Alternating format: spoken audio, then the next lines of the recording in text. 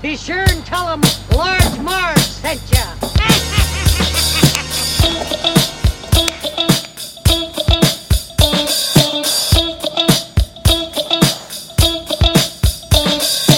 In the 90s, we were just teeny tykes. We rented movies and our bikes. We wanted to be DJs, but we were just teeny gals. So we went off to college and we remained as pals. 20 years later, we're still watching flicks and we're bringing you the feedback bit by bit. Sweetie and Sweetie are here to say it's the Large Marge Santa's holiday.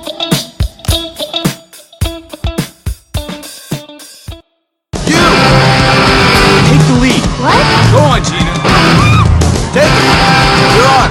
Up, far and wide. I guess the deepest caverns of my mind to try and find an explanation why I get this funny feeling deep inside. When I think about my life, I wanna kiss myself goodbye. Sugar high, Gotta have it, really need it to get by. sugar high, Wanna feel it, can't conceal it, makes me high. sugar Even now I got to live it till I die. sugar Can you feel it? Can you feel it? Sugar high!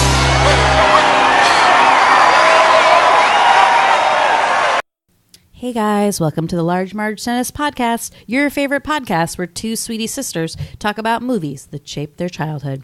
I'm Sweetie. And I'm Sweetie. I have a little bit of a cold today, guys. I hate to break it to you. Probably sound like Gina. Oh my god, I hope so. So forgive me for the occasional cough breaks.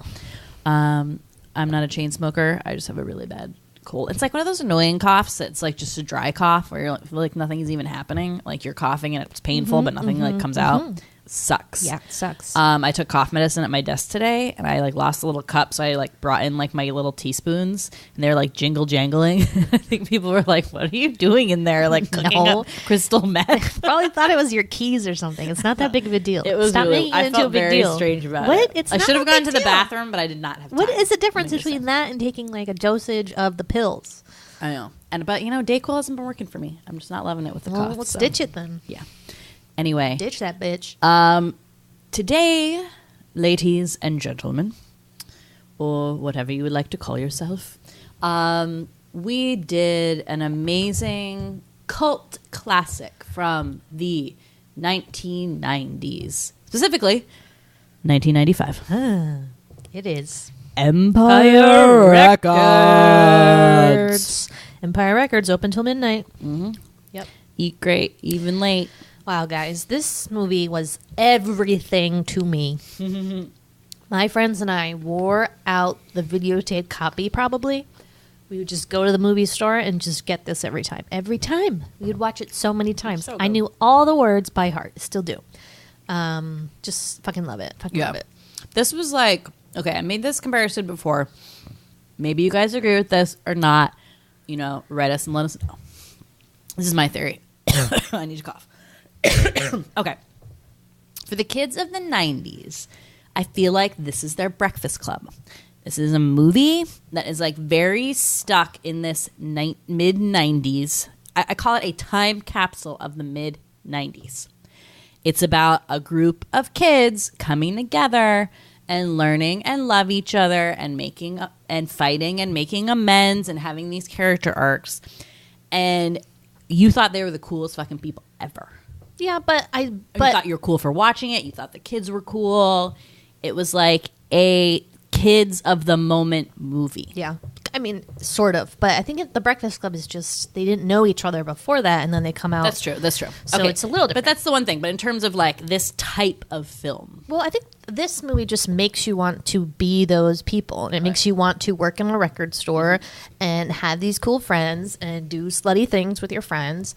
And it was just everything you ever wanted to be. And I think anyone that watched this felt the same. Right.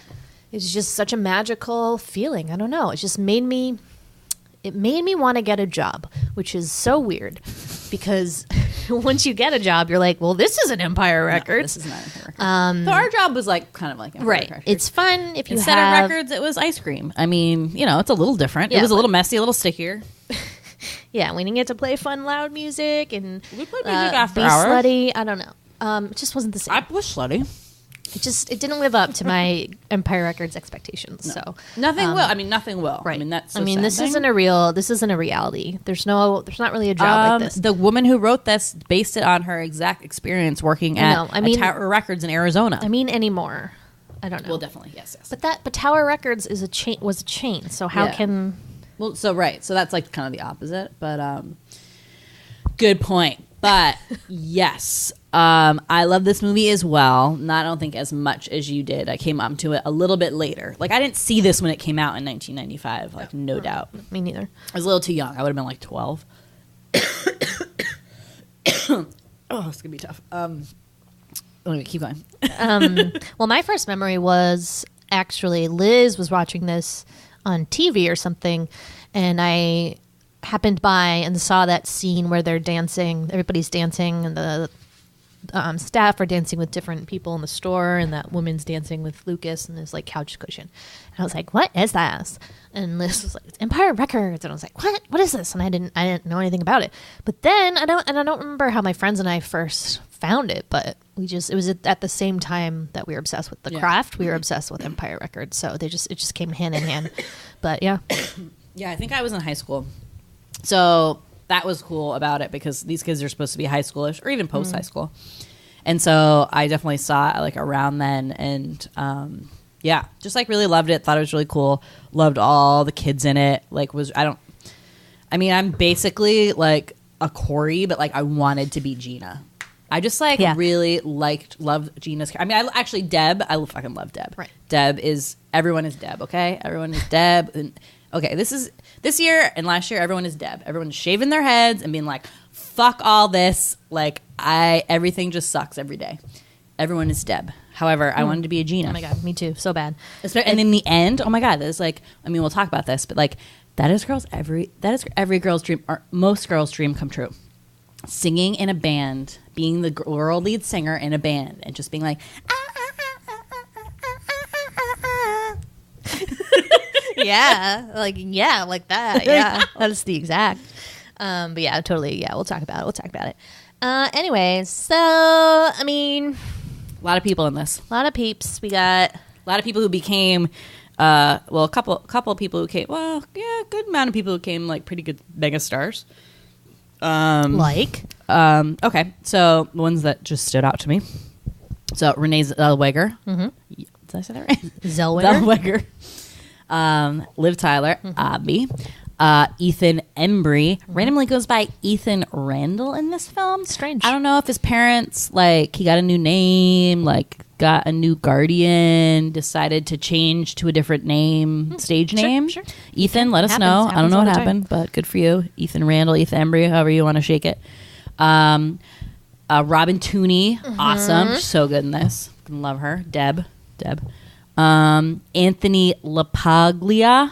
How do you say that? Puglia, Joseph Puglia. Yeah. Yeah. Who I confused with Judd Nelson, who is in The Breakfast Club, and I just dropped that as being a very That's true. similar That's movie. true. So like now I'm Weird. confused because I was like, wait, wasn't Anthony LaPaglia in that movie, that show with Brooke Shields? Suddenly Susan. Oh, suddenly Susan. Yeah. It's just It's Julie. Judd Nelson is in that. I know. yeah. But Anthony LaPaglia is in a CBS some crime show though. So he has done his like TV circuit too. All right. Yeah. Sure. Cool. Anybody else? Liv Tyler. No, I dropped down already. Oh, whoops. Debbie Mazar. Debbie Mazar, yep. And a horrible choice of hair colors. and hat. Yeah. Ooh. Oof, bad hat choices. And yeah, that's pretty much it. Yeah. AJ, has he done anything recently? think I don't think so. Actually, Lucas has done a few things. Wasn't he in Argo or something? Oh, yeah. Yep, definitely. Or was that Scoot McNairy, my new favorite actor? What about Coyote Shivers. Shivers? Were you going to say ugly? I keep messing up the name, like Coyote Smiley, Coyote Splinter. Like I can't remember his last name. He wasn't. Yeah, he was in Argo. Wow, AJ's so hot now. Yeah. Oh, he has done stuff. He's a good looking. He was good looking fella. He was in that show Blind Spot for 6 episodes. Oh, cool. Go AJ. He's in that show The 100. What's his real name?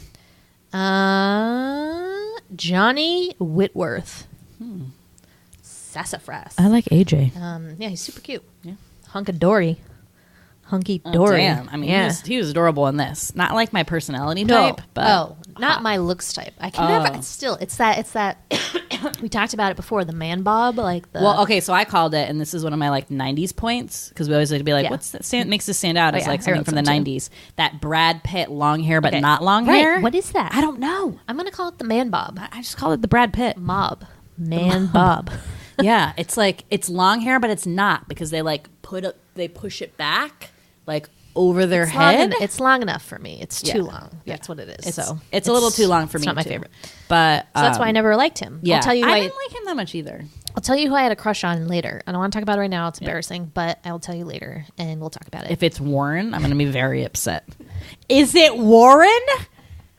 Okay. Okay. You read my notes. You cheated. The You cheated. Fucking synopsis. I don't have an explanation for why. Okay. Jesus Anyways. Christ. All right. Start it up. It's time for the sweetie synopsis. Yeah. Sugar high. Lucas, no name, is no last name. No name. That's weird. Is an employee at Empire Records, a hip-hoppin' cool record store in the luxurious town of somewhere in Delaware. Delaware. Hi, I'm in Delaware. So random. Had no idea.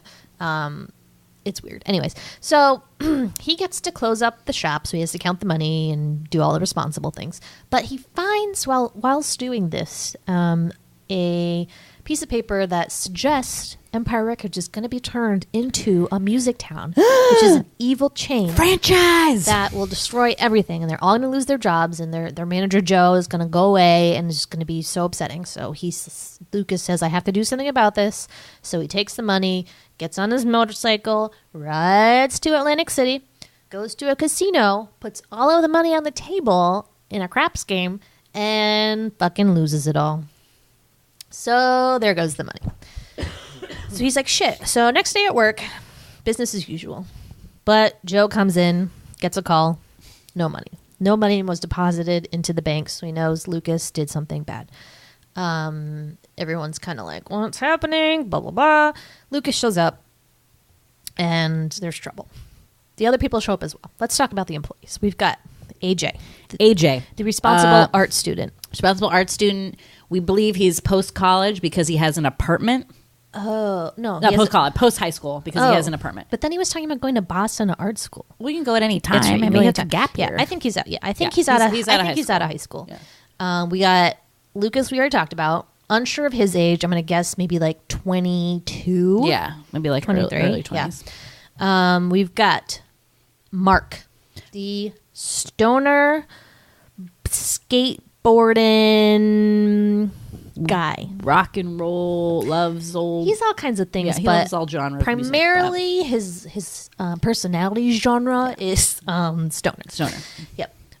We got Liv Tyler, who is Corey, who is straight A student, perfect, straight hair, no nonsense, but does wear extra short mini skirts and a crop top sweater. So interesting. Wants to go to Harvard. Has a very pressure-filled family. Wants her to do really well and get into Ivy League schools. Yada yada. Gina, Rene Zellweger, the slut. Likes to have a lot of fun. Seems like a really good personality. Dreams of being in a rock band. Deb. Deb's a little punky. She is dating Coyote Smolders or whatever that guy. Coyote Shivers. Coyote Shivers. She seems a little troubled. She seems a little down. That's when you first get her. I mean, she is. Yep. Berko, who is Coyote Shivers, who's just seems to be pretty old. He's probably like 26. Yeah, what's up I'm with like, that? why are you working in a record store? I know he wants to be a That's why she's musician. depressed. He wants to be a musician, so he's like, he needs to like make ends meet. In the meantime, we have Eddie, who has 2 jobs, one at a pizza parlor and one at Empire Records. Who knew? And then Joe, the manager, the big boss, Joe. He's a cool guy. He's a cool boss. He's has a drum set in his office. Seems like a big kid, but has a sense of responsibility. Yeah. Manages the record shop. Yep. Likes the drums. Has a mob. Man Bob. Yep. Married Bob. Married to the mob. So those are the folks. So Joe's like, I'm going to call the cops. You stole the money. And Lucas tries to explain that he tried to help. And Joe's like, you idiot. Like, I had enough money to buy Mitch out, who owns Empire Records and is the one who wants to turn Empire Records into a music town. And I was going to save us all. But now you did that with the money. So now that plan's fucked and we're all fucked. So they're like, fuck. Side plot. Today, sweetie, is Rex Manning Day. Rex Manning Day. Rex Manning is this washed up old, was he a child TV star or just a TV star? I don't think he was a child, was he? Probably like his teens. Teens, It was like a heartthrob. Teen TV show. heartthrob now. Which is like, what do you think that show was? Like a Little House on the Prairie? Oh. It was called In the Family I was thinking Way. like the Partridge Family or like something like that. That makes sense. But yeah, so he's come for a record signing, and Corey is madly in love with him, has all of his records, and she decides that on Rex Manning Day, she is going to offer herself to Rex Manning to be deflowered. Seems like the right time. It's not. It's not a good thing for your first time to like go with someone who is a celebrity that you are madly in love with. The first time is never special. Yeah, but you think and you want it to be special. I know, that's but I just want to grab her and be like, "Don't do this. You don't want to do it with someone like that." Well, that's why I'm surprised that her friend, the slut, like Gina, who Like, had she sex would many know. times with many randos, probably would have been like, "Hey, like, don't like your first time is kind of painful and kind of blows, And like, awkward don't, and weird. yeah, Like, don't like get that over with, and then like move on to But better things." But yeah, she that's just her doesn't. plan. She's an old romantic. That Corey Yep, nothing more romantic. must be than the speed. throwing yourself at Rex Manning in the count out room. So Sexy Rexy shows up, and he's an asshole, as predicted by everyone except Corey. And he's doing his little signing. So the whole day kind of is just a day in the life of Empire Records. And there's all these things that happen. So the rest of the plot is just kind of like things that happen, blah, blah, blah, blah. Funny things. A shoplifter comes, gets added to the mix. He gets arrested. He leaves, blah, blah, blah. A lot of randos, and everyone's having their own sort of like problems that day. Crises, yes. But the main thing, right, is that we need $9,000 that Lucas blew so that we can save Empire Records. So how are we going to get this $9,000? So by the end of the movie, after all the trials and tribulations have happened, and we'll get into the specifics after, but they decide to throw a big shindig and get the money back. So they sell all these posters and shit. Like, whose stuff was that? It was just... That's what's confusing to me, because like they're trying to raise this money to pay back like the deposit that Lucas stole, right? But they're selling the stuff from the record store. That's what I thought, yeah. Unless that's just other people's memorabilia that just sits around there. Which and it doesn't might have been, but Maybe. I don't know. Well, But then that, all like, the tables outside were just like people, and then like Yeah. they bought the kegs, so that was like their own thing. Yeah, so there's like charging for beer. There's just like a big thing. I mean, not that the Mitchell guy really knew anything about anything anyway, so wouldn't put like two together. He just wanted to get rid of that store. True. Yeah, so they end up raising enough money. Hooray, hurrah. Joe is able to buy Empire Records for cheap from Mitch. They're saved. They all have kids keep their jobs. There's romances that blossom. People fall in love. And that's it. So, quick synopsis. Again, it's not really the kind of movie you can weave in and out. I forgot how this movie is basically just like random scenes, and then there's an occasional scene that like kind of ties everything together again. But it's based, and especially all the marked scenes, which we'll go into detail. But like, what the hell? Like, it's so greatly random, but it is so random. Yeah. Like, it's a hoot. That's what I like about it. Hoot and a half. So, let's talk about all the exciting things that happen. All right. So, as we said, everyone basically has like their own storyline within it. Okay. So, let's start with, so obviously Lucas is basically trying, he stole the money and they're trying to get it back. And basically it's him and Joe being upset at each other, and Lucas is this great character because he's like, almost like a beatnik or something. Like he wears jeans and a black turtleneck, and he like says all these like weird quotes all the time. He's like very and like dark, sort of. But apparently that's not his normal attitude, because AJ says you were normal yesterday, but now you're talking like the guy from the Karate Kid. Right. So he seems like very existential at this point, like post this like trying to save the store and it didn't work out kind of thing. Then you have AJ, who is, as we said, like out of high school, probably like 19 or something, living on his own, but really wants to go to art school. But his big thing of the day is that he is in love with Corey. Liv Tyler, Corey. Corey. And he's freaking out because he needs to tell her. So he does this like adorable thing where he makes like a time in the day when he's going to tell her. So he's all like working up for that.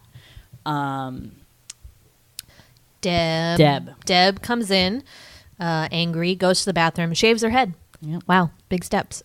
She comes out. They notice some bandages on her wrist, so it looks like she had a suicide attempt last night and is now shaving her head to kind of de-stress. I don't know. But she's got issues. We find out that her and Berko, I guess, have a relationship or had a relationship. I don't know. Something happened last night that we don't know about. But I don't think it was connected to that, because she says so many times it's really not about you. Like all this other stuff, my life just stinks. Like, I know, she's but just it was depressed. just like another thing that like she just hated, and I don't know, But well, she was upset. Yeah. I bet he was like insensitive to why she was upset. So like that is his part of it. Yeah, he just wasn't understanding. But like I don't think they had like a blowout fight and she's like, I'm gonna kill myself. She's not that kind of girl. I mean, Deb's so cool and she's like, fuck off. There's this great part when she's like, well, when she confronts Warren at the end and she's like, God's listening and she hears you. And I always like love that part when people like reference God as a she. I'm like, yeah. So Warren is a shoplifter who gets caught shoplifting by Lucas. It's a great scene. And then kind of gets added to the Empire Records family. Walks alone. That's my favorite. He gets added. He gets to sit in the back with the guys and really has fun. And he becomes like part of the staff by accident. It's a strange thing. But then he goes to jail and he gets upset. He comes back with a gun that has blanks in it and starts shooting up the joint. And gets arrested again. But then he gets offered a job because apparently all he wanted was a job. Yeah, he thinks it's so cool to work there, as everyone else does, but it seems really cool. Yeah, it is.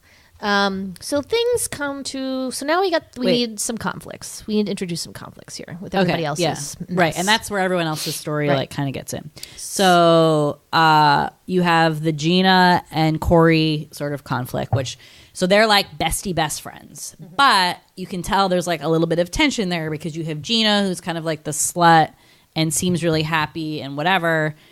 And Corey is the more prim and proper one, but who kind of wants to be slutty in some ways. Where Gina kind of wants to be more perfect like Corey. So they're kind of like friends, but like not friends. It's like weird little tension there. Frenemies. Yeah. So they, during the Rex Manning Day, like whole debacle, Corey decides she's going to like bring Rex Manning lunch, and in that time basically going to come on to him and wants to be, as Sweetie said, deflowered. Doesn't go quite according to plan because Rex Manning is disgusting in every way possible. I mean, the guy's gross looking, and as we said from our Grease 2 podcast, it is freaking, what's his name?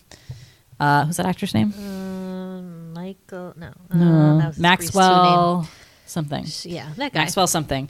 And I feel like I knew him in this first before even Grease 2, which was like funny to watch Grease 2. And it's like, oh my God, Rex Manning. He has this like crazy over-tanned, like self-tanner face, this like poofy hair. He wears this hilarious purple silk like pirate shirt. With fringe on the back. Oh my God. Just like one line of fringe on the back, vertical. Yeah. And he's just like a has-been and he doesn't even realize it. Or I guess he does and he just like keeps getting like so weird about it. Like he has this record signing and all the people who come are like these older women and he's like offended by that even though he's like an old star. Yeah, he isn't really. But he has a new record, but like nobody likes it. Nobody likes him, but no one will tell him that. It's like one of those. I don't think he's aware of it. Yeah. But so Corey goes to offer herself. She takes her clothes off and is standing there. It's a super awkward scene. And he's like, all right, let's do it. And then unzips his pants in the most like disgusting way imaginable. And Corey just freaks out and like leaves and is so embarrassed. So she runs away. Her and Gina have lunch to talk it over. Like, what's bothering you, girlfriend? And then Corey's just so mad and is like, I'm not like you. I just can't do it that easily. I don't need another guy. And Gina's like, but why what? did she turn? Yeah, why did she just mad at herself? And so she there's turned just all on her she's friend. mad at that. Right after that, AJ confessed his love to her, which she was just not ready. It was not the right time, and she just had so many thoughts. Meanwhile, she's taken speed, so she's all fucked up in the head anyways. True. I blame the drugs. So she's mean to Gina. Gina's like, well, fuck you, and then storms off. So now they're in a fight. So Gina, to get back at Corey, decides she's going to have sex with Rex Manning instead. So what a friend. What a pal. She's a seasoned professional, so she gets the job done. And then it's pretty awkward again when the whole staff is in the little room and they're like, where's Gina? Where's Rex? And then they realize they're together in the little room. Awkward. And then Corey comes in. Ugh, it's bad. And then Rex and Gina walk out. And Rex is like, no applause. And then AJ beats him up and then they kick him out. And then Corey's like, how could you? Like, I hate you. And even though I'm like, hello, you just said really mean things to her at the pizza parlor. I mean, that's not an excuse to like sleep with your friend's like number one crush, though. I mean, that's pretty evil. Yeah. Like, no thing should have transpired. Everyone is wrong here. Yeah. But they have a blowout, and Gina flips out. But it just came out how much they really resented the other, even though they were really good friends, which does happen to really good friends. Yes. And so Gina shows everybody like the speed pills and is checking them at Corey. And then they make her stop and she goes away. And they're like, Corey, are you okay? She's like, I'm not okay. She has a meltdown. They need like 5 guys to wrestle her down. Deb brings her in the bathroom, dunks her head a few times in the sink. She's all better, Who knew that was the cure? That's just, I'm gonna put that in my back pocket cure. Whenever I have a speed OD. Think about it, that's like in the Princess Bride too. Super fucked up, dunk your head a few times in some water barrels. You're fine. I mean, I've done a splash of water in my face when I've gotten like a little panicked. You need a little more than a splash. I think you need some dunks. Dunked? You need to be dunked by Andre the Giant or by Deb. Know. If I've been the times I've been super hungover and I've jumped into the ocean, it's like an immediate hangover. This isn't hungover. It's like drunk as fuck or fucked up on pills. So I think you haven't been in the right mindset for this cure to work. But I'd like to try it out. I don't want to try it out, but next time I'm just saying I believe it. Next time someone's super fucked up, dunk your face in a vat of water and see what happens. All right. Anyway, so she's all better, and then her and Deb have this weird like friendship that blossoms, and everyone starts getting along. So that's that conflict. But then Gina comes back, and they make up, and they're friends again. So don't worry, guys. Yep. What else? Deb, they stage a fake funeral for Deb to make sure that she knows that she's loved. Everyone says nice things about her. And I think I was thinking about it, like that is sort of the symbol of like everyone's sort of problem in this movie is that everyone wants to like feel like noticed a little bit. Like everyone wants to know that they matter. So whether it's like, AJ wants to know that he like matters to Corey, or like Corey wants to know that she matters in the sense that she could like seduce someone and be like a slut if she wanted to. Warren wants to matter because he like wants to be part of something like this store. Everyone wants to either like matter to somebody else or like matter in this great sort of place, this like company, this store, and that's like what working there ends up meaning to everybody, right? And at the end they all matter because they make the store like happen. They're able to like keep it going. And I think that's such like a good message for anyone who's in like high school or in that like early 20s time. That's such like a time you struggle as a new adult, let's say, to really like figure out like what your place is, and you're coming out of like the umbrella of being under your parents or in school, and you're just trying to like figure out like where you fit in. And like a lot of times it is in like jobs or organizations where you're like are in with all these friends and all these people and stuff. So I think that's why people really like connect to this movie. Getting real deep. That's beautiful. Deep That's beautiful. down. That's beautiful. Thank you. Let's see. So what is that all of the so yeah, I think that's all the conflicts. I don't think we missed anybody. I mean, Corey and AJ some people end don't up have conflicts. Yeah. So Mark doesn't really have a Mark conflict. is just like a silly little comic relief. Most of the guys like are like little stoner guys Eddie, on the side. Yeah, they don't like have. It's like the women that have like the real sort of deep and like catty kind of fighty kind of stuff. Yeah. So, okay. So I'm here to confess. Yep. My love for Warren. I don't know why. It was just I wasn't attracted to anybody else, and my friends, like, one friend picked Lucas and another friend picked AJ, and then I saw there was something about Warren that just sparked an interest. I don't know why. I'm not going to sit here and defend it. It was weird, but I love that character, and I love that character. the quick friendship he makes with AJ and Lucas. I think so it's funny. hilarious. There's just so many good parts, and just when he steals the CDs, and it's a great moment. Yeah. The quarters down. I used to recite that line all the time. I'd just be like, "Cool, these quarters down." I love his accent, and like I just love that character is so. You can tell he's kind of like a lost boy, and he's like coming in there and he's being like such a little dipshit asshole, but you can tell he's like really hurting and like he just needs friends. And he just like, again, wants to be part of something, but he's hilarious. He's like such a little punk. Like, what was like the line, like all his lines are like his like blow off lines are like so funny. Oh my God, what was the part I was going to bring up? I forgot. Shoot. When Joe's like blah blah blah, and he says mean things back to him. No, I just In think it's retaliation. like, Oh. it's just so funny that they like made that such like a part, just like a random part of it. This like, and I just love the. I mean, there's just such funny little quirky things about this movie. So they call him Warren because he's like, kid, what's your name? And he's like, Warren Beatty. So they just call him Warren. And they're like, okay, Warren. And then at the end, when he like flips out and he brings this giant gun into the store to hold people up, and that was like scary. I know. And I forgot it. There were blanks in there. I don't know why I forgot, because like, why didn't anybody die? Because he was like shooting the gun at people and nothing was happening. Yeah. But he's like, my name is not Warren. But he never says what his name is, Right. so that's just what we know him by. And then at the end, when AJ is he called the shoplifter in the credits? Or no, he's called Warren. Yeah. But by the end, AJ makes him a name tag, and it says Warren. I think it's funny. Just like that has to be his name now forever. Like he can't be anything else unless he could be like, you know what, guys, my name is actually Steven. Yeah. They're gonna be like, no, you're Warren. It's like it's like Jerry in Parks and Rec. Yeah. Parks and Rec. Like it's just that's your name now. So it's too bad. You have a different name. Oh well. It's funny, but who glued these quarters down? What the hell for, man? I don't feel I need to explain my art to you, Warren.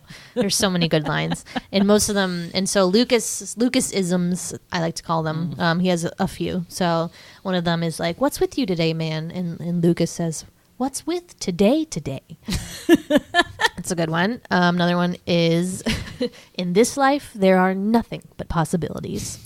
Damn the man, and is his main refrain that he says in regards to Mitch, but then it just kind of becomes their slogan by the end for the big party.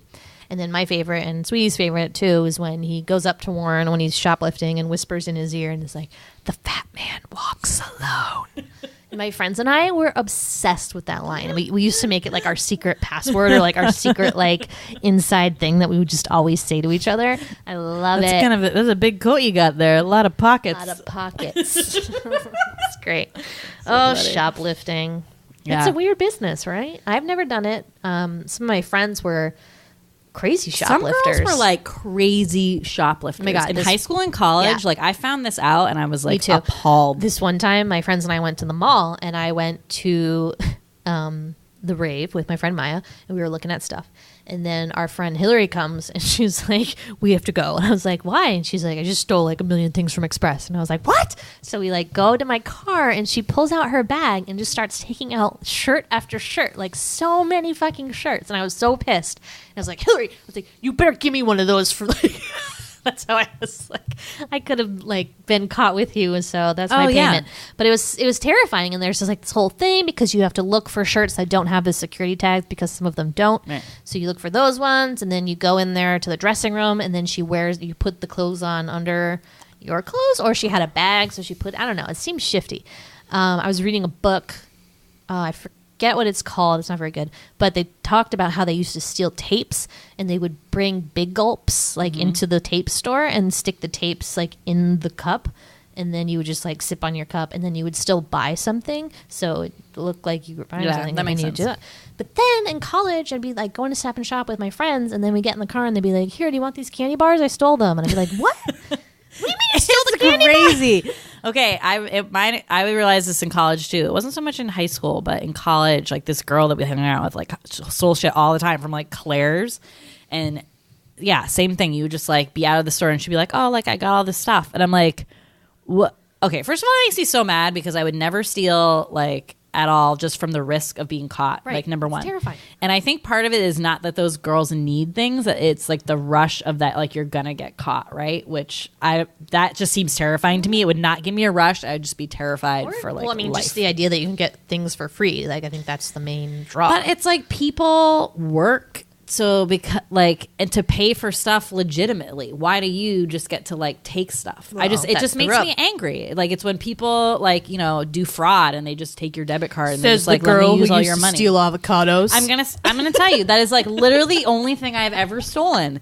I paid for most of the avocados. I would just I had 4 and I paid for 2. Oh my god, you guys! I had a brief career as a Stop and Shop shoplifter, but in a safe way. No, okay, but you don't know about. I don't know if I ever told you this. How much did you like one thing at a time? One time I did a lot because they had those scan it guns. So this is what was our thing, right? Like you can scan things and then you pay for it at the end. And your stuff's already bagged and you leave. Sometimes you can get audited and somebody comes and scans everything. And you say, "Oh, I must have forgot that one." So you just have to hope that it's the time you don't get audited. So typically when you get audited, you're not supposed to get audited again right after. So I had just been audited like the day before. So I was like, oh, I must be safe. I'm going to go crazy. So like all the expensive stuff I didn't scan, or I would scan and then like remove it. Mm-hmm. And then I like went to the register and I got fucking audited again. And I just started panicking. Like I have never been so terrified. And I was like, what am I going to do? I'm going to have to call Sweetie and she's going to have to bail me out of jail. And I was like, I don't know. No, you just say, oh my God, I forgot to ring these up. So I just kept being like, oh no, like I knew something was wrong because the gun was acting funny. And I just, the cute lady white was girl, totally they'll let you on do to me. anything And you now want. ever since then, I can never do it again because it says my card won't work. So I'm convinced that they caught on to me. But I'm so ashamed of that, and I can't believe. But I mean, like I was poor at that time. I didn't have any money, so I was just trying to get through. I mean, that's the tip of that is not like a huge thing to deal about. I've stolen, jalapeno peppers occasionally, but only because they're so light that Those they are like don't 25 factor on the cents. scale. I know. So sometimes I'm like, I don't want to deal with having to call the lady over here.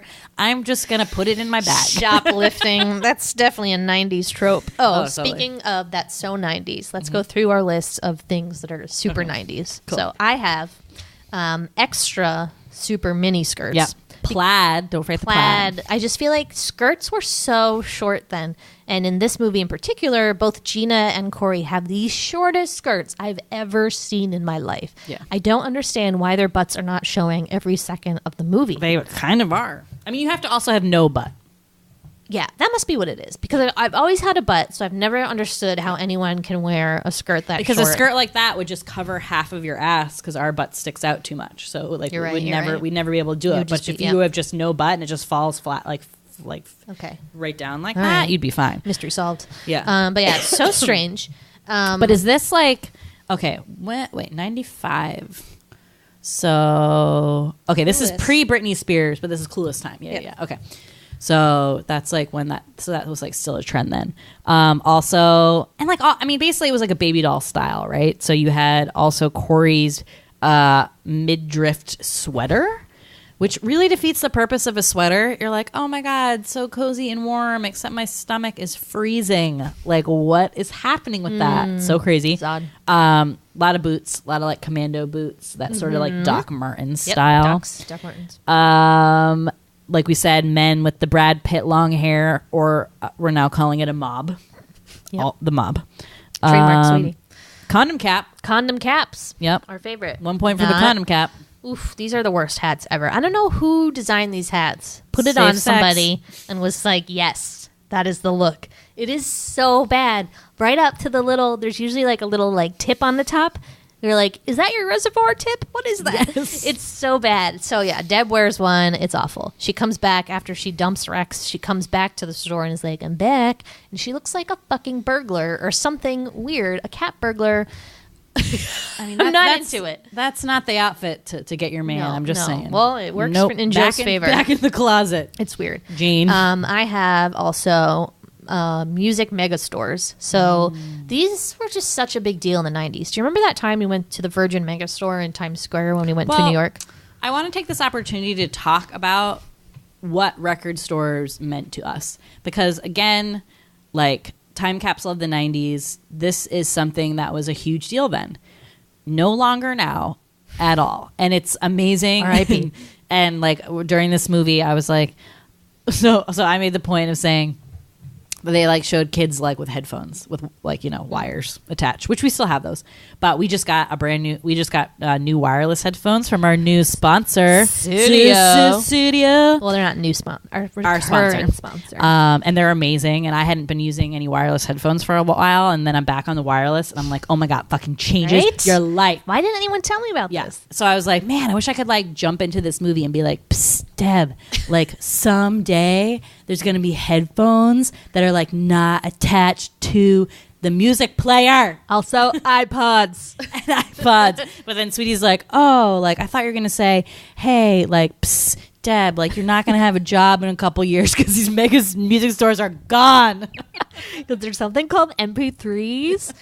Yeah, that was really the beginning of the end. But in the mid 90s though. So like you said, so Virgin Megastore was that big one in New York we City, went there right? in Times Square, and it was like my paradise. And this is when I was in my music stage, where I really loved music. I mean, who doesn't love music? But I felt as a child of what grade were you? What grade were you in when you went to New York that time? High school, 9th grade. Okay, so I was like in 6th or 7th grade, and I just thought I was the shit because I liked Tori Amos and no one else did. You were and I the was shit. Like, I am awesome. So we go to this Virgin Megastore, and it's just 3 floors of fucking CDs, and you're like, what?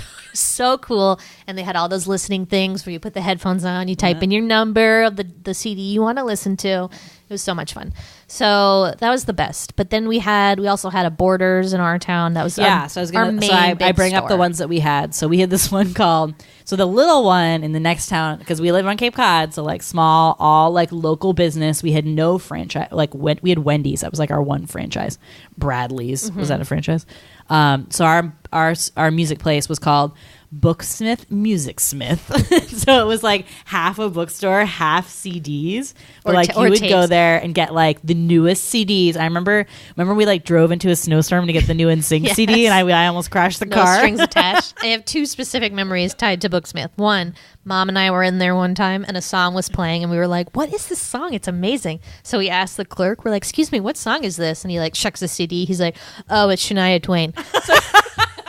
So it was that song. Any man of mine better be proud of me. Even when I'm ugly, still better love me. Still the best Shania Twain song that was ever created. The only one that I like, and I loved it. So mom and I immediately bought that CD because of that. Story number 2, I made Dad take me to Booksmith, Music Smith, to buy me the TLC tape. We get there. They had 2. Crazy, Sexy, Cool? Yeah, well, they had 2. And I didn't want to buy that one because it said sexy on it, and I was embarrassed. So they had this other one next to it, which was blue, and it said creep. And I was like, oh, okay, I'll take this one. So we go up to the desk, and the guy's like, oh, this is a single. Like, do you want the actual tape? It's like the Crazy, Sexy, Cool one. I was like, what? No. You like the single? No, but we brought up. Dad was like, oh, okay. Dad knew what was up, and he got the real one. But it was like, that is just adorable. so funny that I was embarrassed. I feel like we always got like gift certificates there. Wasn't that like a thing, or maybe something through school? Maybe. You would get a Booksmith, Music Smith gift certificate. I loved it so much. Yeah, it was cool. It was a cool shop. But they don't close down. Yeah, don't exist. Probably closed down. But right. I mean, it's funny that books will always be around. Yeah. Hopefully, but music maybe not. Yeah. So we also had Strawberries. So I never went Strawberries there. Yeah. was the one a couple towns up, and then Newbury Comics was a really big one in Boston area. It's funny that so I think for the most part, the kind of mega music stores, like the stores that Empire Records was, those definitely don't exist anymore. But you will find those small actual record stores that do sell real records, which is cool because vinyls are having a real resurgence. So those are popping up and they're still in business. But it has to be like a small mom and pop shop. It can't be this big store like Empire Records because you can't sustain that because people aren't going to be buying all that music. You know what I'm saying? Well, just no one buys music. I mean, no one buys music anymore. No one buys physical. No one buys physical physical music. stuff. But even the, I don't know almost anyone who's buying albums off of iTunes. I bought Lemonade. Okay, so you bought Lemonade. I haven't bought a CD because now I just pay for subscription services in which I can get any album I want, which they have started putting limits on that. So, like, for instance, like when the new Taylor Swift came out, like you couldn't get that for a couple weeks on Apple Music. Like you would have to buy it. So if you were like a hardcore like Swift fan, Well, she doesn't let anyone stream her. Like you can't stream. There's no Taylor Swift on Spotify, and like she has like strict. I mean, I can get it on Apple rules Music against it. Yeah. Oh no, for the free streaming stuff. Yeah, Right. yeah. But yeah. So I love like my Apple Music because Me too. you can You get just- whatever you any want for song you want. $10 a Yeah, month. It's pretty great. Which is now kind of what it has all boiled down to. So like, but it does make me sad because there is like something about that. First of all, when you were a kid, like we had those experiences of, like you said, going to Booksmith and going to get, oh my God, I want that new TLC tape. And like getting so pumped about that. And I mean, I think that there can still like kind of be that, but there's also that thing about like now that sort of a la carte music where like you really like can pick what songs you want and just listen to those all the time versus like listening to full a whole album. album and having to like go through that whole thing and at least like know all the songs. Cause I don't know, I like saw some documentary or something about how like musicians like put so much effort into their albums and like how the songs what order they're in and like, you know, how they lay it all out, and it's like their whole story and they're like putting their soul out for you, and we're just like picking parts of it, like picking bones out Maybe of they're it, adapting of like, that we from like that. Yeah, I bet is not as special anymore, like that's for sure, because I mean, they know Beyonce- people don't listen to it like but that. Beyonce's like done that with a Lemonade, especially like in and that's like one of the like the first times in a long time where I feel like that was like really but meant to only be. maybe because it comes with that like movie at the end that shows it all like spun together. But I don't know. But she tried so hard with that, and even like all the videos that she made to go along with all of that. I mean, I don't think everyone's going to put in that amount of effort, but it was like such a smart way to market that whole like production she did. I know like Justin Timberlake's trying to do that with like all his fucking new shit, and like, man, like I love Justin, but I'm like fucking over you, over you. Yeah. Anyways, so still on the 90s list here. Yeah. Sorry, tangent. Music store. So this one I love. Collages. So you ever in the 90s, you know, you're like flipping through your YM magazine, your teen people, you stop, you see a cool picture, you're like, cool. You cut it out, put it on the wall, you find some phrases, love, hope, happiness, I don't know, post them on the wall too. So there were these collages all over the Empire Records, like employees, like room.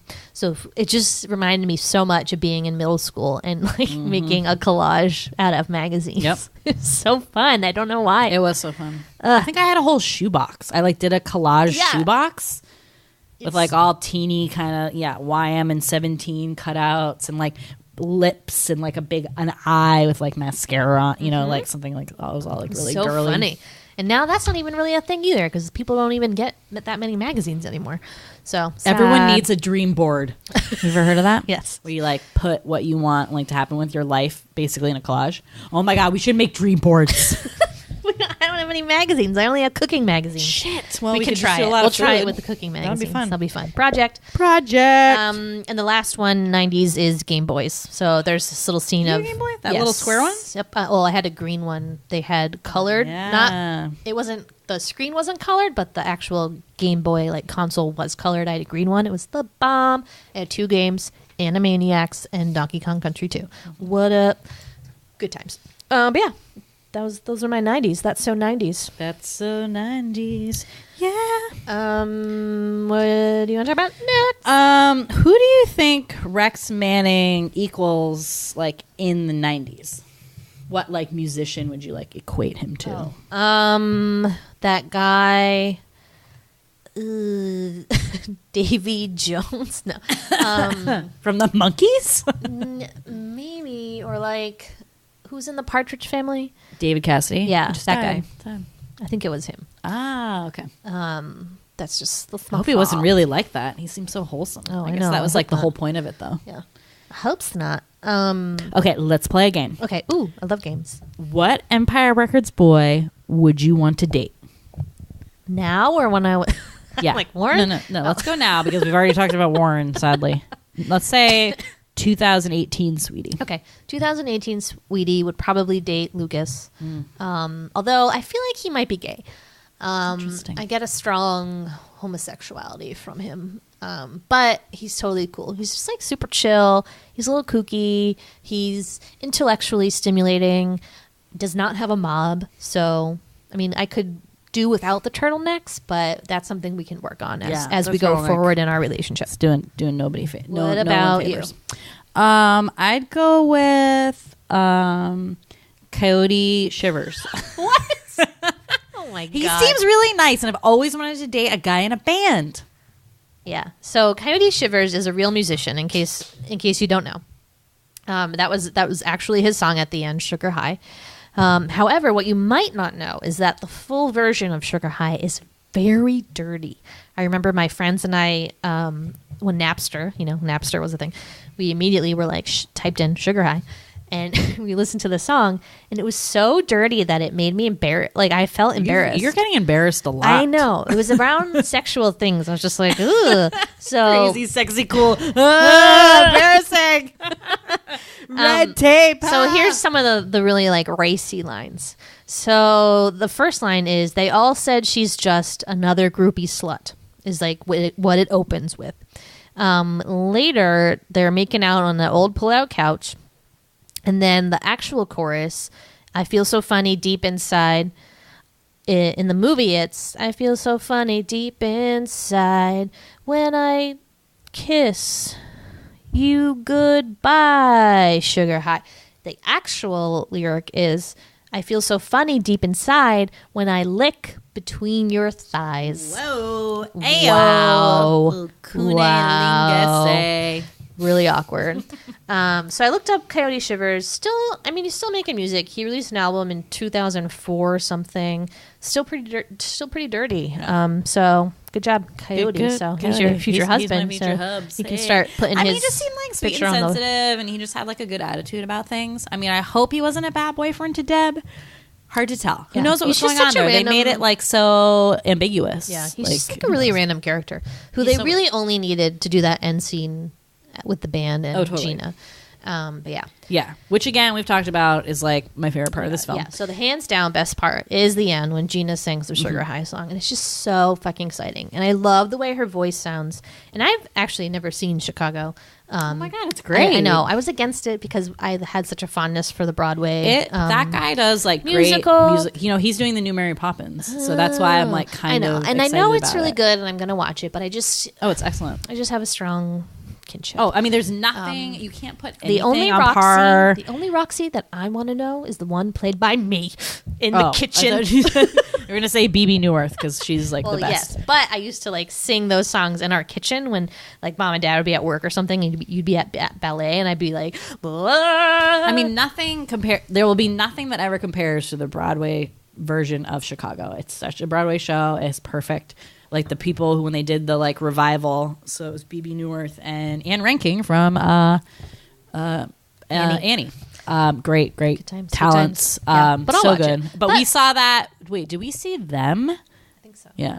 Yeah, so we saw that in New York, and I just loved it ever since then. And we had the tape; we listened to it a lot. Yeah, but you should see it. But this is actually Rene Zellweger's first time singing in a movie. Yes, many people think it was in Chicago, but it was actually in this one. But she's just such like a sultry, gravelly voice. I just really enjoy, and I've always tried to emulate, but never could, obviously, because I don't have gravel in my voice. But it's Gravel. great. I love the part where Berko makes her sing the lead, and he's like, "You sing the lead," and she's like, "No," and then she starts and she kind of like stumbles. She's like, and then like misses the like that lyric, "Far and wide, I turn caverns of my mind to try to find an explanation why I get this funny feeling deep inside." It's so good. Yeah, and I just love her like energy in that. Yeah. Like she's just so spastic and crazy because she's just so excited to be up there, and just like feel you can just like it, sugar feel it through the high? screen. It's so exciting, and like all the kids are freaking out about it, and they're just really excited for her because again, she was like looking for her purpose, right? And like she always wanted to do that, and she always got so much attention for being like a slut, but she really like had this other talent. So go, you Now go, she can be Gina. slutty girl in a band. Yeah, It's really perfect. proud of you. It's perfect. Yeah, I but just saw I that bet too. a lot of people saw up her skirt though because she was up so high. Yeah. It's just like, Yeah. oh well. Well, she had full on underwear. I mean, So there's it's this hot. scene also where Gina puts on the Music Town apron and only that, no bra, just her underwear, and comes out and is like, and they said no revealing clothing. And it's so ballsy that it's just like, I looked at Sweetie and I was like, how? Like, what? I just, obviously, we're not slutty people. So it's Yeah. just very weird to me that like anybody would, and I still find it not that believable that you would do that in your place of employment. Right. It's questionable.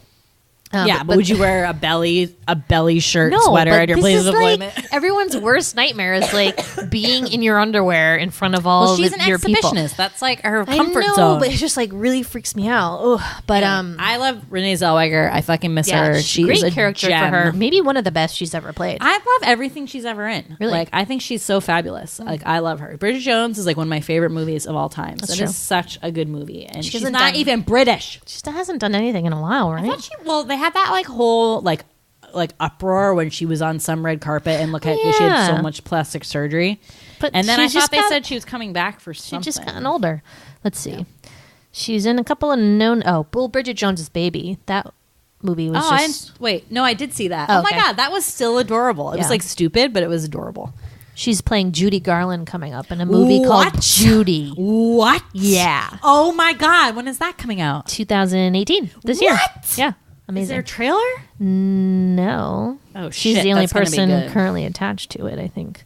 Oh my god, I hope that's good. Yeah, I just think she's she's won an Oscar, not for Chicago, but Cold Mountain. Cold Mountain, yeah. which I've never seen. Me neither. Boring. Well, the book was boring. Yeah, so I was boring. like, Fuck. pass. That guy pass. was too much scenery. That guy, Charles Fraser. But yeah, Ugh, that's snooze. another good scene. But yeah, she's awesome. The Corey meltdown scene. Liv Tyler's awesome too. that whole scene is so fucking funny, but like It's sad, funny but sad. Yeah. Also funny but sad or scary is when Joe beats up Lucas in the office. That always really scared Well, me. they make it kind of funny though because they're like think playing it's that scary. music and you can't see you anything. can just beat someone up like that. But he's It's like older. He's not like a kid. I don't know. It's just But anyway, back to the Gina Corey freakout scene. yeah. So I fucking love that scene. I don't know. I just love my favorite line, and I almost like tried to hashtag this on like my post today. Like, But it was too what long. are these breath mints, Corey? Oh, diet pills. Yeah. And then she just like I just love that she's like throwing out like she's like, and here's a pill for your perfect face and your perfect body and your perfect this. And then they're like, Gina, and she's like, I'm done. I'm stopping. I'm stopping. I'm stopping. It's And like always about her. my god, I love it so much. And then there's the Corey And then like the Corey one. Incredible Like Hulk it's such scene. it's such a funny scene because like the Gina thing happens and then the guys like get her out of there and you can kind of see all the guys in the scene take like a group sigh of like, oh well that's done. And then they go to comfort Corey and then she starts up and they're like, what the fuck? Women are fucking crazy. They're like lady problems. Oh my god, but yeah, who's Corey on the just rag? like goes on a rampage, bursts into the storefront and starts attacking the Rex Manning stand-up cardboard thing with like a pair of scissors. It's amazing. It's the best thing you've ever seen in your life. I love it so much. It's so good. But yeah, those are definitely my favorite. My fave parts. Can we talk a little bit about Mark's random sure. scenes? So Mark is really no like coherent storyline other than he like is just doing random things around the store. Well, he wants to start a band. He wants to start a band and he wants to name it Mark. Original. But it's like him like cleaning the store and he like runs into this girl who is like a ballerina because she has point shoes hung around her neck, like big tell there. Sweetie's Listening number to- one Oh my god, anger. Like, that is so unrealistic. She's like doing plies and like ballet moves, and she has the headphones on, so she's like doing that. And he like is trying to flirt with her, and she has her eyes closed, so he's trying to like kiss her with her eyes are closed. And she like lifts up her leg and he like holds it and pretends to like dust it. So there's like that cute little scene. There's him like dancing. He keeps changing the music, right? So that's like his main role there. He cashes people out one time and he gets really flustered. But like the main funny part is that his friend Eddie, one of the guys who works for the store, bakes him pot brownies. And Super gives him, sweetie confusion, by the way, for me when I was little. and gives him like a bunch of old like music. Old music, right? Gore. Sorry. Using a bunch of old the tape. CDs. Yeah, Yeah, the CDs, so a lot of like old Mix CDs. them a mix. He's like Zeppelin, man, like so Floyd, cool. Oh, was yeah. it? Yeah, Pink Floyd's so cool. So then he eats the pot brownies and then like watches some of the he watches like a tape of something. I don't know what that was. Yeah, that band that like does they wear like those costumes and it's just like heavy metal. But yeah, he starts seeing himself in the tape, and they're like, Mark, you love Gore. You're such a great musician. It's a shame you have to die. And this giant, like, scary thing with teeth, like it looks like a butthole, but with teeth, like comes and eats him, and it's just like hilarious. And he's like, oh my god, he's just tweaking out. He's tweaking out. But the confusion part of this is that when Eddie gives those to Mark, he's like, it's my special recipe, so you know what that means. Lots of sugar. And like, I thought that's what Mark says because he's like dumb. Oh, no, I think Eddie says lots of sugar. So my friends Like, and I wink, were wink. super confused about it. And we're like, oh, he's sugar high? We're like, well, that makes sense because the song at the end is sugar high. But we didn't really know about like drugs. We knew about pot, but like, I don't know if I knew that you could eat them in brownies yet at that time. So I was a little confused. So that was confusion for sure. I had another confusion where I wasn't sure if Eddie actually worked there or not. But now watching it again, I'm like, oh, he does work there because he comes in at the end and is like, sorry, I'm late, Joe. Right. For a while, I just thought he was like a little groupie that just like hung around the store. Same. It's confusing. But Mark does like comes through at one point because he's like has that brilliant idea to like use because Warren shoots up the store with like the gun with the blanks and there's a newscaster out, so to like promote that there's going to be like an event at the store to raise all the money that they need to like raise back from what Lucas stole. He goes out and he's like, hey, I work here, like interview me. And so they interview him and then he's like, yeah, a guy came in and like shopped the store, but here's like something more important. And he like basically promotes like the little event they're going to have. So he's actually like kind of a smart dude. Yeah. Go Mark. He's great. And then I had a question, but then I'm revising it because I forgot that Lucas does this too. But occasionally Mark is the only one that breaks the fourth wall and will like talk to the camera. So Mark does it twice. He does, or maybe once. I don't know. He does like, not on Rex Manning Day, and he like looks right at the camera. But then Lucas does it again at the end. But it's a weird, it's like they don't commit to that throughout. Right. It's only sometimes. Wait, does Lucas do it in the beginning? I was trying to remember that. He must. Kind of, but not direct. He's like, he says something like this much responsibility, something. Maybe he does. I don't know. But it's just a weird thing that I noticed this time. Yeah. What else you got? Anything else? What do you think AJ stands for? Not like his political views. Democrat. No. AJ stands for Andrew Johnson. Nice. His full name. Oh, you think it's one of those? You don't think it's like Like Andrew Jason. Justin or like Andrew John or like Adam Jeff or Jeffrey? Nope. You don't think it's first name, middle initial? No. Okay. Nope. Because I think JC Chazé was like, nah, he didn't do it right. But we decided that his was Joshua Chazet. Yes. His real name. It was his initials that he used for his first name, but then he put those initials and then he still went by his last name, though, which is what was confusing. Yeah. But, I mean, you can do whatever you want. It's your name. It's your True. nickname. There's not a science behind it. But that's what I think it is. Why? Okay. What do you think it stands for? I just like threw out Andrew Justin. That was the one I was like, Okay. But I feel like Justin's no one's. But you think that because, like, A.C. Slater is like Albert Clifford Slater. Good trivia. I wouldn't have known that. Well, I would because I just binge watched all of Saved by the Bell and am now watching the terrible Saved by the Bell, the college years, where we find out that actually Slater's real last name was like Ramos and his dad changed it so he could get in the army. Whoa. It's pretty fucked up. Yeah. There's a whole like Chicano subplot. Oh my God. Too deep for that show. Terrible show.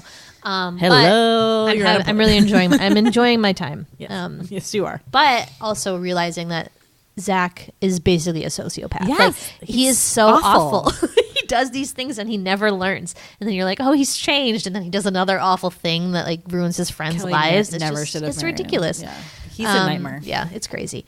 I feel sad that I was ever madly in love with him and that he was my first Everybody boyfriend. does. Whatever. We all have regrets. Right. Warren, Zach Morris. It's just, the list goes on. Okay. Do you have any more questions? Because I want to, I think, end on my last one. Nope. Okay. All right, so let's end on where are they now? So where do you think all these characters ended up? Oh, they meant like the actors. No. I mean, Let's project. I think that Corey went to Harvard, quickly realized she hated it, dropped out, and became like a secretary or something, and now is miserable. Sad. I just feel like that's what happens with She Harvard. couldn't make it at Harvard? I feel like Harvard, you have to be either like really dorky and like not care about your social life. Yeah, I think she would have been swayed too much by the social life. The speed is just really... Yeah, because you knew she like dabbled in drugs. Right. So she's what going to would do have that happened in again. college? Oh, you know, no. This is what I actually And if think. if you need speed in high school, you are definitely going to need speed at Right. Harvard. So here's what I'm thinking. She drops out of Harvard she gets kicked out of Harvard because of drugs, becomes a homeless person in Harvard Square. She's probably still there now with a dog and a sign. We could probably find her later tomorrow this weekend. we can for probably go brunch. to Urban Outfitters and get like a belly shirt Yeah. sweater and be like, She'll here be there you go. and be like, Corey, I'm sorry that you've fallen on hard times. AJ tries to date her at first, but then realizes she's a lost cause, falls in love with a nice art major. Yeah, I feel like woman. he is like he lives in like Vermont and is like a potter. Like he has like his own like pottery studio. Yeah. He still has that hair and those like bulky sweater, and sweater. he's like hot. Perfect But for he has like an Vermont. earthy, crunchy wife, and he Yep. lives in Vermont. And he has Yep. his like own like art studio. They probably don't vaccinate. It's like, Yep. yeah, it's cool. Okay. Lucas, I think, is CEO of a major technology company. I can see that. I can Is see it might that. just because of the turtleneck? It's just really evoking yeah, a very strong Steve Jobs before Steve Jobs. thing. or during. But he's great. He's got the chops. He's obviously a leader, so I think that's what happened. I think Mark is probably working in a grocery store somewhere. I mean, who knows? Sometimes with people like that, they really surprise you. He Though. could be dead. What? No. Okay, let's not go morbid with this. Nobody is dead. Deborah. Ooh, tough one. I think Deborah moved to LA and is a tattoo artist. Like Atreyu. I'm gonna think it's different. I think like sometimes people like that, they just like are punky for like their like younger years, and then they like turn around and get like super straight edge and become like a lawyer or something. Just throwing it out there. No, I don't see her as a lawyer. What about Gina? Gina, tried to do the music thing, and it just didn't pan out. So she did end up becoming a stripper. Yeah. But she's happy about it, That you checks know? out. Like, she doesn't mind it. Like, she makes a ton of money. And she, like, might have a kid or two, like, out of wedlock, but, like, that's okay. Like, you can make bank as a stripper. And if, like, you live in Florida, the housing is so cheap there. You can live in, like, mansions. They don't have, like, I a know. huge down payment. I mean, did you watch The Big Short? That's what happened. You told me not to because it was boring It's fucking or boring, something. but, yeah. Definitely. Wow, So, cool. Sorry, Gina. Berko, still a musician, just Yeah. released an album in 2014. Yeah, that's 2004. pretty much what it is. But Joe. Joe had to sell the music store because, we don't buy CDs anymore. Probably still playing the drums. Maybe he's married to, what's that? What was Debbie's Jane. character's name? Jane. Maybe he owns I feel like he still owns a store of some kind. I'm just not sure what kind of I store. think he owns Spotify. Whoa. No, He see, turned I bet that- Lucas would be owning Spotify. But maybe they own it together. Whoa, they went into business together. That's totally it. That's it. Yeah. And then lastly, or no, not lastly, but we have Warren, married to you. my old love. The old ball and chain. Your first He's husband. actually, he's in the bathroom Oh now. my God. Who glued these quotas down? What is down? In actuality, he just never got out of the prison system and just continued. Life he of forgot. crime. He forgot after he stopped being a juvenile that he could actually go to jail for reals. That's where he stayed because it was most comfortable for him. He got out one time on parole and he was like, well, I like jail better. It's like Shawshank Redemption. You're just like, you don't know what to do. Yep. So you want to go back. That's Warren. And then Eddie still works at that pizza parlor. Maybe Yeah. owns it. Could see that. But probably is going to have a lucrative business selling pot now that's legal in many states. True. So go Eddie. And that's it. Wow. I like that. I feel like that's pretty good for those guys. Sure. Nobody died, okay? Well, I mean, it's debatable. Mark might be dead. Mark is not dead. Jeez, he married the little ballet dancer and now they have 12 kids. All right, fair enough. Well, what about Corey? She's can't be homeless forever. Yeah, no, I don't like what you painted. How you painted. Oh my Corey. god, it I was makes so sad much about it. sense. There's She's so not many homeless people in homeless. Harvard. Yeah, they're not like kids who got kicked out of Harvard. Well, I'm sure her father disowned her when she dropped out of college because he seemed like a dick. No, she was just like making too much of it. You don't know him. It was one side of the story. Guys, college is not a big deal. If there's any people that are listening to this trying to get into college, take a deep breath. College is no big deal. You can go anywhere and still get a job. It's not a big deal. That's true. Anyways, so that's my Don't feel the slice pressure. of life. Anyways, so yeah, great movie. Really brought us back. Yep. Brought us back to that 90s bubble. So comfortable. I don't wanna cozy in here. leave. I don't just want to wanna leave. stay. So amazing. We had this like furnished basement when we were growing up at our old house. Like our since has been sold. Our mom lives in a different house now, and so we would always watch movies like in the basement. And it like I just had this feeling like we finished this movie and I just felt like we would like come out of the basement and be like, "Hey, mom and dad, like got any food up here?" Like, and it was just so cozy. And we were like such really the a best. amazing family. It's And really now the we're most just like amazing all. thing I mean, ever. you can't stay in that bubble forever. Obviously, I mean, you can try. and we wouldn't be comfortable living like that. But damn, it is fun to go back and think about how great that was. So, and this movie will do that for you. So, recommend. Where'd you find this one? These were the Was it free days. anywhere? No, it's Oh, on. We had to buy it on Amazon. Totally worth it, or rent it. Or rent it, sorry. Yeah, rent it for like a fun Friday night. Yeah. Have a couple beers, smoke some doobs. Some brownies. Yeah, eat some. have Oh my god, fun. bake some brownies. That'd be so Be fun. fun, yeah. You will not be Yep. disappointed, It's guys. amazing. It's amazing. Anyways, so yes, thank you guys for listening. Buy some studio headphones. What up? And just keep being you. Keep being awesome. Follow us on Twitter at the Sweetie Club and on Instagram at Large Marge Sent Us.